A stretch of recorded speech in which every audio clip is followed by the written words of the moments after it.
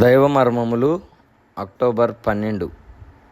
సహోదరుడు భక్త సింగ్ గారి అనుభవంలో దేవుడు ఆయనకు బయలుపరిచిన మర్మములను అనుదినము పంచుకొనుట. అబ్రహామునకు దర్శనమందు వచ్చి, అబ్రహామా భయపడకుము, నేను నీకు కేడెము. ఆదికాండము 15వ అధ్యాయము 1వ వచనం. ఆదికాండం 15వ అధ్యాయంలో దేవుడు అబ్రహామునకు 5వసారి ప్రత్యక్షమాయను. అతని విశ్వాసమును పరీక్షించుటకప్పుడు దేవుడు ప్రత్యక్షమాయను.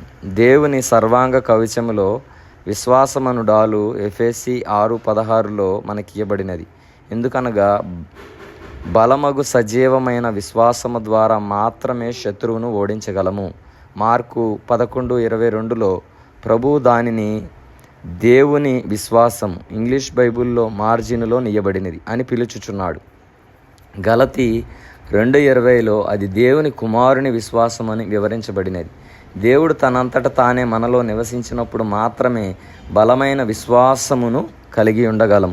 దేవుడు ఈ దర్శనములో ఆదికాండము 15వ అధ్యాయమునందు అబ్రహాముతో, అబ్రామా, నన్ను, నా మాటను నమ్ముము అని చెప్పాను. దేవుడు ఇంకా ఇట్లనెను, నేను మీకు కేడెమును, నీ అత్యధిక బహుమానమును.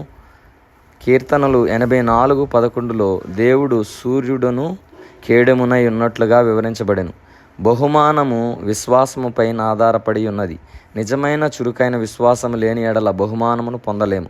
మనకు విశ్వాసమును అనుగ్రహించుటకు ప్రభువు శ్రమలు, పరీక్షలను ఉపయోగించును.